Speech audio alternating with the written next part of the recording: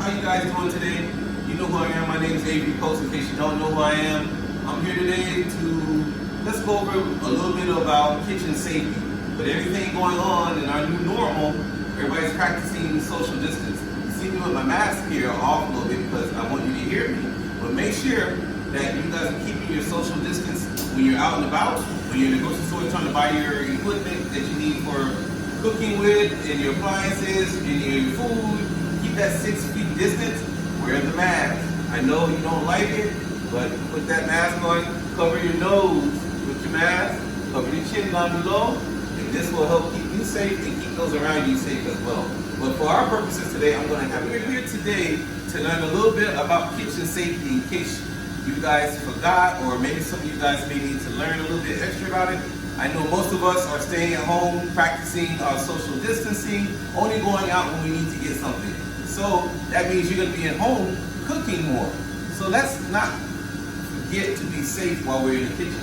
So we're going to go over a few guidelines. And there's some benefits to being able to practice cooking, or kitchen safety, I should say, while you're here at home.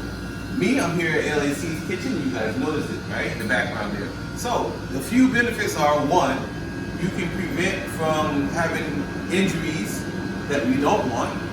Two, you can prevent from getting sick because you're preparing the food properly. And three, the one I like the most is that what you end up creating comes out to taste oh so delicious. So take the time out to let's practice these guidelines. I'm going to go over a few with you in just a few moments. You guys ready for that?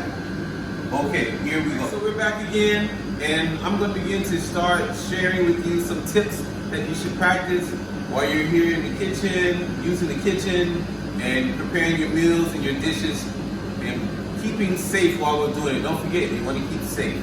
So rule number one is let someone know, a caregiver, a brother, a sister, a mother, a father, let someone know that you're getting ready to use the kitchen. Don't just go in the kitchen and start working in there by yourself and no one knows what's going on. Just in case an emergency happens, or something happens and you fall down, or you get hurt or injured, there's somebody that's mindful and knows that you are in the kitchen. And they're going to keep an eye on you to make sure that you're in that kitchen. While you're in the kitchen and you're preparing what you're preparing, have an understanding of what it takes. If you don't know, once again, ask someone who can assist you.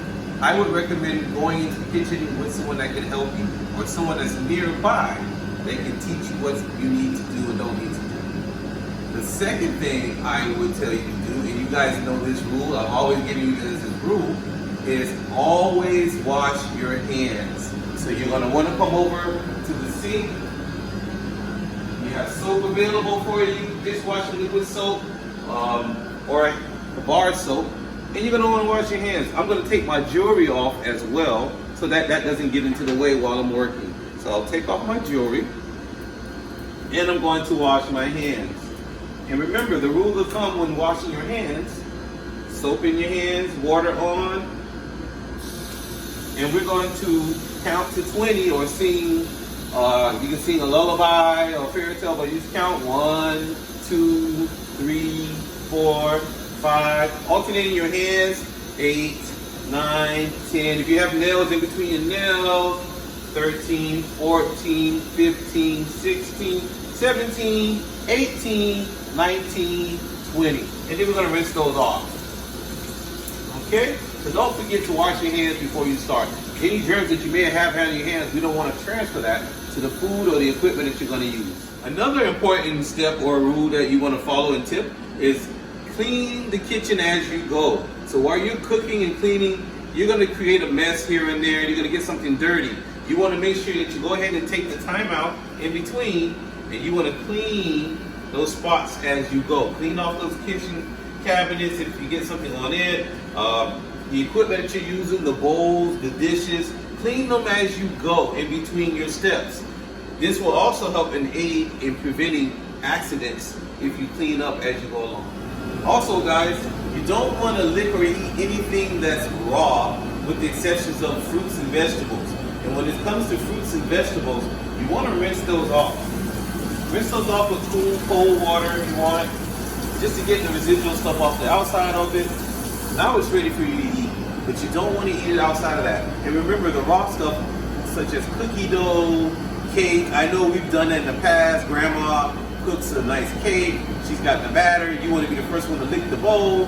Unfortunately, E. coli may be existing in those eggs that she used in that mix, which will in turn make you sick because it hasn't been cooked yet. So please don't forget, wait before, make sure it's cooked, then you eat it afterwards. Rinse off your fruits and vegetables and take a bite. You also need to make sure when you're storing your food that you keep your cooked food away from your uncooked raw meats and foods of that nature. You don't want to cross-contaminate the two.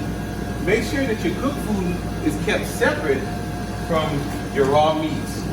And also make sure that your raw meats are sitting below your cooked food on top. Because if the juices were to come off the raw meat, it may fall into your food and contaminate it. We don't want that to happen. Also, make sure you keep your meats separate. So we want to keep our chicken separate from our pork, separate from our fish, because they may contain different bacteria that can also get into the other meat that may not be there at the time, and we all get sick. You don't want that. Another thing you want to consider is how you store your food while you're not using it. Things such as eggs, when you get ready to use them, they can sit out on the cabinet or counter for a little bit. They need to become room temperature so that you can use them when you're baking. However, things such as meats or raw meats need to stay stored in the refrigerator or freezer until you are ready to use them and cook them. We don't want bacteria to develop on them if they're sitting on the outside of the refrigerator and cabinets. So keep that in consideration while you're practicing your safe cooking in the kitchen and being safety measures with that. And guys, absolutely, positively, no playing in the kitchen. Make sure when you're being safe in the kitchen, you're not playing around, you're not lily-gallying and hitting this person or busting that person. Yeah, we like to have fun and things or whatever, but that could lead to some serious injuries if you're not paying attention, especially if you're not practicing the proper kitchen safety that you should be utilizing. So please, please, please do not play around while you're in the kitchen. A common mistake made while cooking in the kitchen is the placement of the pots on the stove. A lot of times we have the handles facing towards us because we want to be able to manipulate and utilize the pot so that we can move it around and do what we want to do with that. But if that handle is there and you're walking by and you're not sure what's going on and you hit it, you could possibly flip that pot over on you and burn yourself or make a huge mess, and it could cause a fire on the stove. We want that not to happen. So make sure you take those handles when you put that pot or pan down and turn it away from your body. Keep it to the side. One other tip, make sure when you're using those pots, you're handling with a mitt, something that can protect your hand, because they can get very hot and the heat will transfer into the handle. Unless it is coated, you want to make sure that you're using a mitt to help protect your hand from the heat. One less problem you'll have while cooking in the kitchen. Key points for you guys. Notice I have on my apron today, provided by my best friend in the whole wide world, I should add on. Make sure you're covering yourself or protecting yourself from getting dirty or things like that. Get on your clothes. This also acts as an extra way of wiping off my hands and washing my hands so I can get them a little bit cleaner as I'm working in the kitchen. Also, no matter what, make sure you're paying attention to what you're doing while you're in the kitchen. Don't go sit down outside the kitchen. 10 minutes will go very quickly if you're not paying attention to what's going on. So please, please, please practice safety while you're in the kitchen until we can get past our new normal.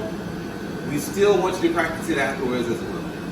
Signing off, see you guys next time. We're back again, and this time I'm going to try to utilize those tips that we were talking about with cooking in the kitchen and being safe.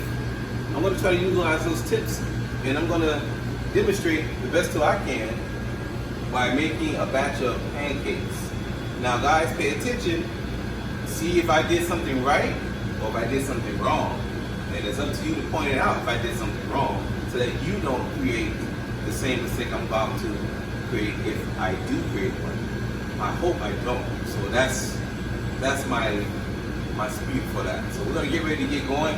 And one of the things I was telling you guys also is that you should be prepped. You should prepare to keep from having scenarios happening to you. keep a safe environment while you're cooking. And so you can see here, I have my utensils, ingredients, and let's go through them real quickly. I can't give you all the measurements because it's a family recipe. I can't give that away. You know, if you want that, you either gotta give me some money or you know, you might have to hurt somebody. All right, so here we go. We have our frying pan, skillet. We have our spatula. We have our bowl, a mixing bowl. We have our whisk to help mix up the ingredients. And we have our measuring cup. If I was giving out actual measurements, you'll be using this to measure your ingredients. And here we have our ingredients. Simple, easy pancakes. You might be able to guess what I'm doing or how much to use, but I can't give you specific. So we have an egg. I'm only using one.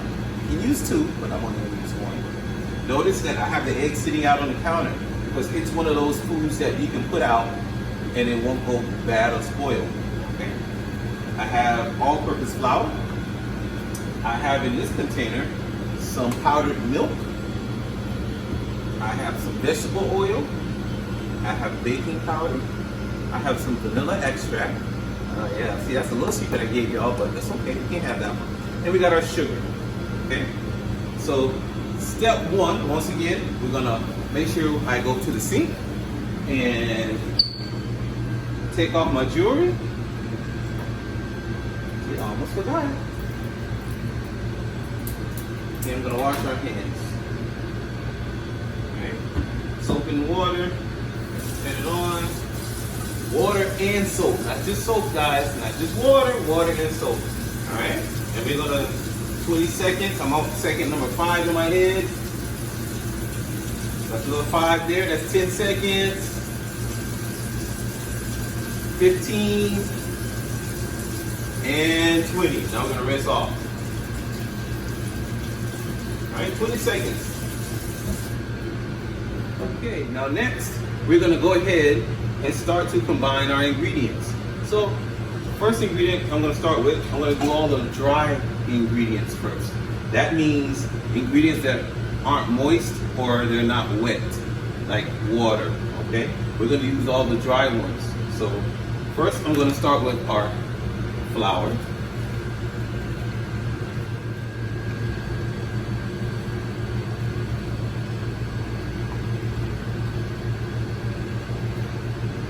Okay, that's pretty good.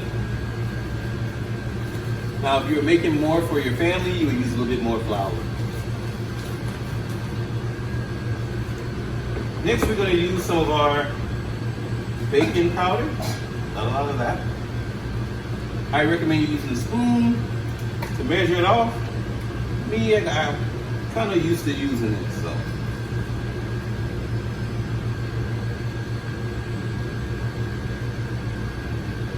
Very lightly and gently, I'm placing it in there. Been there for a minute. There we go. Now guys, be careful with the baking powder. You don't want to use too much of it. It'll have the taste off. Now we're going to add, oops, you can see that. Now we're going to add our sugar.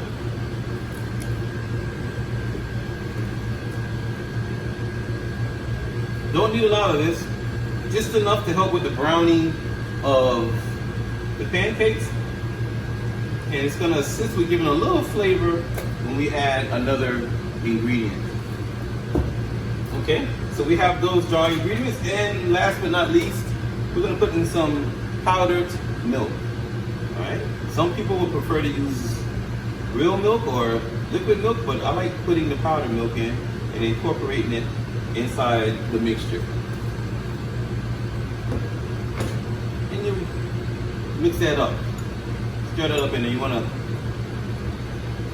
get that going when we mix that in so that all that is in. So now I'm getting ready to put up my equipment. And as you see here, Marty's even cleaning up.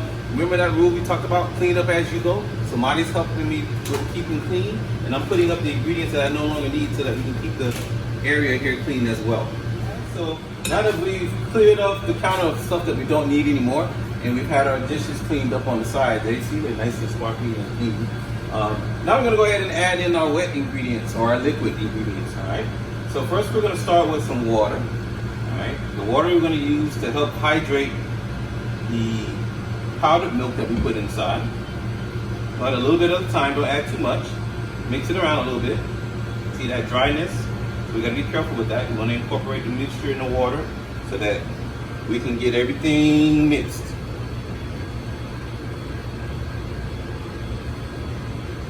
We'll stir that up a little bit there some more. And as we go along, we're gonna add a little bit of water at a time, not too much. Because we want a certain consistency with the batter. Right? We want it to look like thick pudding. Right? So we're mixing that up.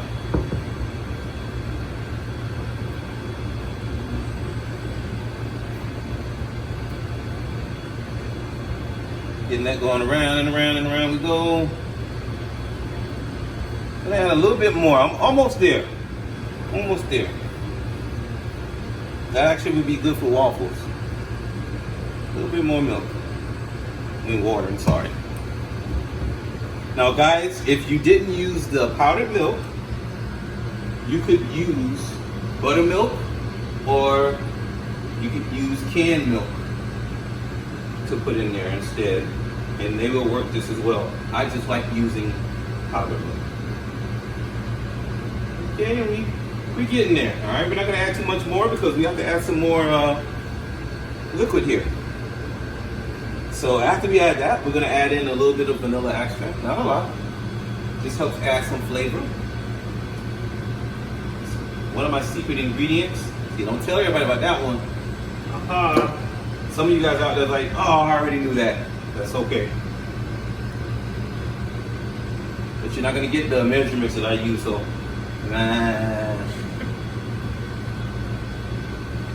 And we're going to add some oil. A little bit of oil. I don't use a lot of oil.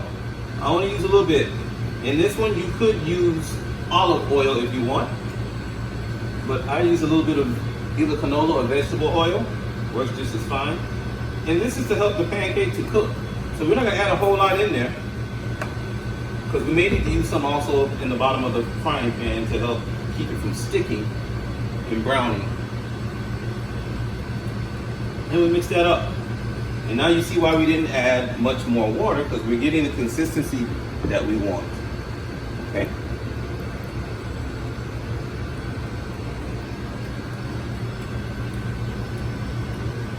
Nice stirring up there, mixing it in, incorporating everything. Okay? Now, we're going to add in the egg. Gotta be careful with your egg, remember. I'm going to take this, I'm going to crack it on the side of the bowl. Alright? If you don't know how to do this, have someone assist you with cracking the egg. You can put it in a cup or something and pour it in later on. I also had it sitting out because I wanted it to become more towards room temperature. Remember I told you guys about that with the eggs. I wanted it to be more room temperature, so when I mix it up in this, it will incorporate itself, which means it will mix into the batter a lot better and smoother. Alright, tapped it on the side. Make sure you got all the shell. It's nothing worse than eating shell when you're eating cake or pancakes, something like that. You don't want that. And quickly, find the garbage can to throw it away. Do not leave it on the countertop. It will make a mess. Okay, let's take that egg and let's incorporate that. We're going to mix that. Mix it in with the yolk. Batter, batter, batter, batter. Swing batter. Mix it around.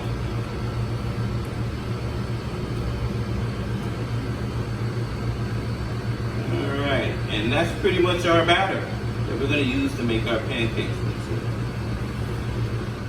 Okay guys, so we're going to try to put the finishing touches on this pancake that we have. So we made our batter, we put in our ingredients, we cleaned up as we went along so that we would prevent from having any type of accidents that we didn't want. And we kept everything clean, we put things away. And now we're going to get into cooking the actual batter. So we've had our stove warming up here. I'm going to feel the heat, open hands over the top there. So my pan is just about hot enough ready to cook. I'm gonna add a little bit of that vegetable oil that we had before, just to help with cooking and browning the top of the pancakes. Not too much, we don't need a lot. We're not trying to deep fry anything here. Put my oil in, I'm gonna put my oil up. Okay? Now, as we prepped earlier, I have my utensils. And if you notice, guys, notice the handle to the frying pan has been turned away so that I don't walk into it and bump into it. Okay? We want to keep it safe here. And just in case I need, I have my mitts here. But fortunately, this handle has a silicone covering, so it will not transfer the heat and it won't burn me. But just in case, we have our trusty mitt on the side. Okay? So now we're going to take and spoon in some of our pancake batter. I'm going to take the oil and use a spatula though, and spread it around the pan just a little bit. Okay, you see that there? We're spreading the oil in there. You might not be able to see it, but there's some oil in there. Okay? And I'm going to take some of this pancake batter and spoon it inside of the frying pan.